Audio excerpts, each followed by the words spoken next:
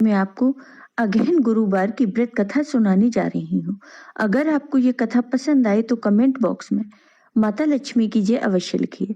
साथ ही अगर आप मेरे चैनल पर नए हैं तो मेरे चैनल को सब्सक्राइब कीजिए और बेल आइकॉन पर क्लिक जरूर कीजिए, जिससे हमारे वीडियो के नोटिफिकेशन आपको मिलते रहें। हिंदू पंचांग के अनुसार वर्ष का 9वां महीना अगहन कहलाता है। अगहन मास को मार्गशीर्ष नाम से भी जाना जाता है।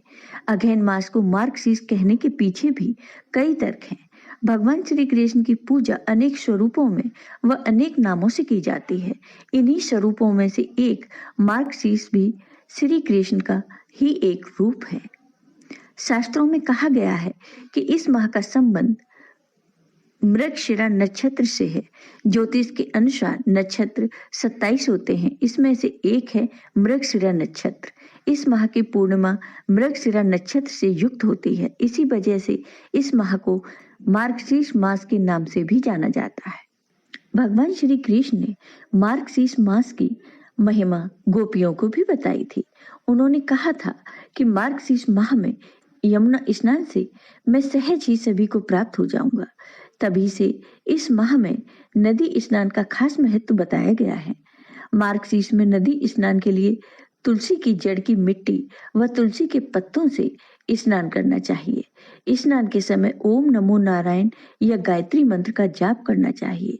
कहा जाता है कि मार्गशीर्ष के महीने में जो भक्त भगवान श्री कृष्ण के मंत्र का जाप करता है, उसकी सभी इच्छाएं और मनोकामनाएं पूरी होती हैं। मान्यता है कि माँ तुलसी और माँ लक्ष्मी की पूजा पूरे अगहन माह या फिर इस माह के गुरुवार को एक साथ करने और अन्नदान करने से माता लक्ष्मी खुश होती हैं और उनके आगमन के बाद उनका स्थायित्व बना रहता है। अगहन के हर बृहस्पतिवार को लक्ष्मी जी की पूजा होती है।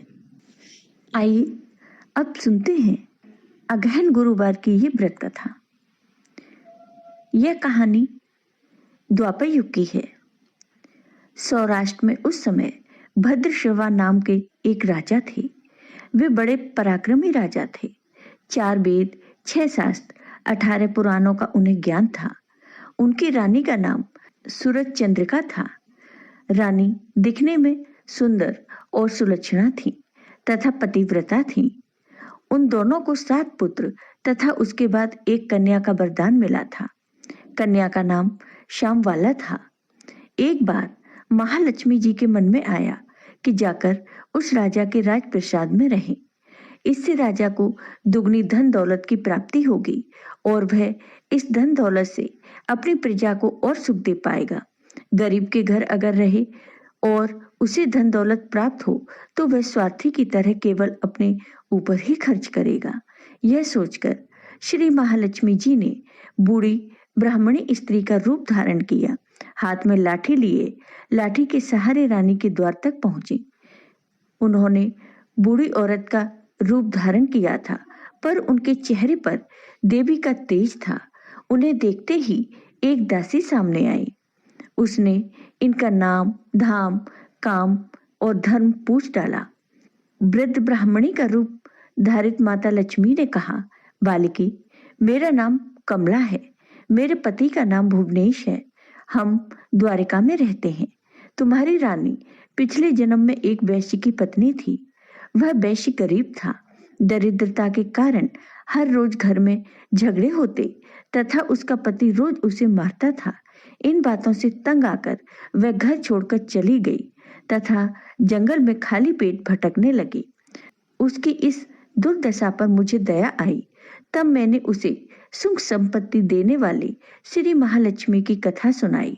मेरे कहने पर उसने श्री महालक्ष्मी का व्रत किया। श्री महालक्ष्मी प्रसन्न हुई और उसकी गरीबी दूर हुई। उसका घर संसार दौलत संतति संपत्ति से भर गया। बाद में पति पत्नी दोनों परलोक सिधार गए। लक्ष्मी व्रत करने के कारण वे लक्ष्मी लोक में रहे। उन्होंने जितने साल महालक्ष्मी का व्रत किया उतने हजारों साल उन्हें सुख भोग मिला। इस जन्म में उनका जन्म राजधानी में हुआ, परंतु वह श्री महालक्ष्मी का व्रत करना भूल गई हैं। उसे यह याद दिलाने में यहाँ आई हूँ। बूढ़ी माँ की बातें सुनकर दासी ने उन्हें प्रणाम किया तथा श्री महालक्ष्मी का व्रत किस तरह किया जाए इस बारे में पूछा। बूढ़ी माँ का रूप धारण किए हुए श्री महालक्ष्मी माता ने दासी को पूजा की विधि तथा महिमा बताई। इसके बाद वह दासी माता को प्रणाम कर रानी को बताने अंदर चली गई। राज वैभव में रहते हुए रानी को अपने ऐश्वर्य का बहुत घमंड था। संपत्ति तथा अधिकार की वजह से वह उन्मत्त हो गई थी। दासी द्वारा बताई गई बूढ़ी माँ की बातें सुनकर वह आग बबूला होकर राजद्वार पर आकर उन बूढ़ी माँ रूपी श्री महालक्ष्मी पर बरस पड़ी। उसे यह मालूम नहीं था कि श्री महालक्ष्मी माता बूढ़ी माँ का रूप धारण किए हुए द्वार तक आई हैं। परंतु रानी का इस कदर रूखा बर्ताव तथा अपना अनादर देखकर माता ने वहां ठहरना ठीक न समझा। वे वहां से चल पड़ी। राह में उन्हें राजकुमारी श्यामवाला मिली। उन्होंने श्यामवाला को सारी बातें बताई। श्यामवाला ने अपनी ओर से श्री महालक्ष्मी माता से क्षमा मांगी। माता को उस पर दया आई। उन्होंने श्यामवाला को श्री महालक्ष्मी व्रत के बारे में बताया।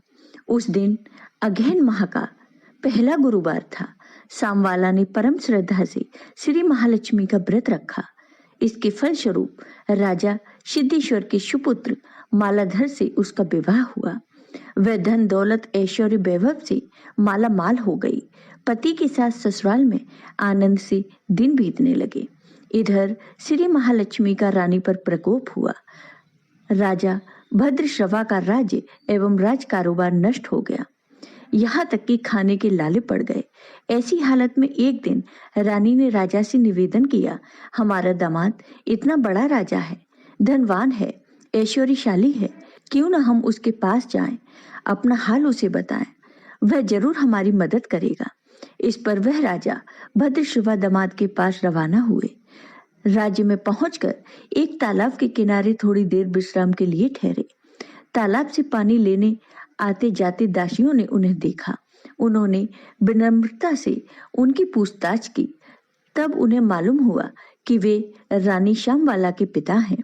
तो दौड़ते हुए जाकर उन्होंने रानी को सारी बात बताई।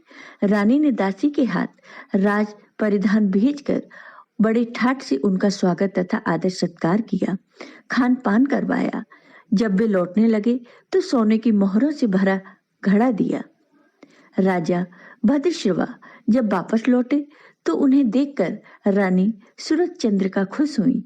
उन्होंने सोने की मोहरों से भरे घड़े का मुंह खोल दिया, पर घड़े में धन दौलत के बदले कोयले मिले। यह सब श्री महालक्ष्मी के प्रकोप से हुआ। इस प्रकार कई दिन और बीत गए। इस बार रानी स्वयं अपनी कन्या के पास गई। वह दिन अगहन माह का अंतिम गुरुवार था।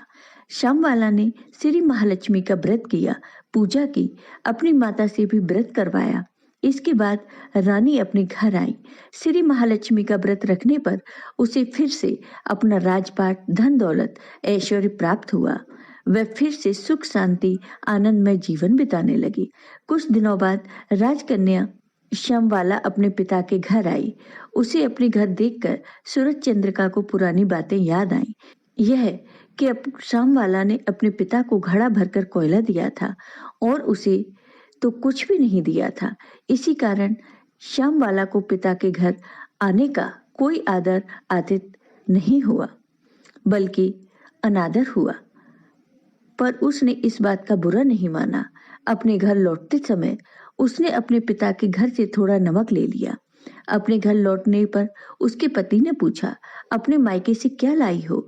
इस पर उसने जवाब दिया, वहां का सार लाई हूँ। पति ने पूछा, इसका मतलब क्या हुआ?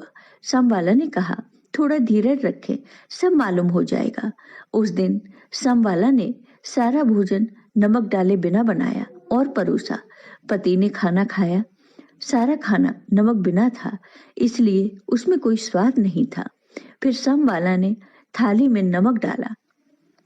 इसमें सारा भोजन स्वादिष्ट लगने लगा।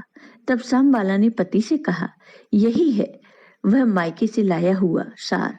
पति को उसकी बात सही लगी। फिर वे दोनों हंसी मजाक करते हुए भोजन करने लगे।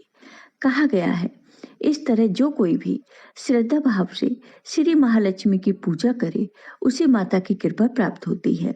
परंतु यह सब प्राप्त होने पर माता की पूजा को भूलना नहीं चाहिए। हर गुरुवार को व्रत पाठ अवश्य करना चाहिए।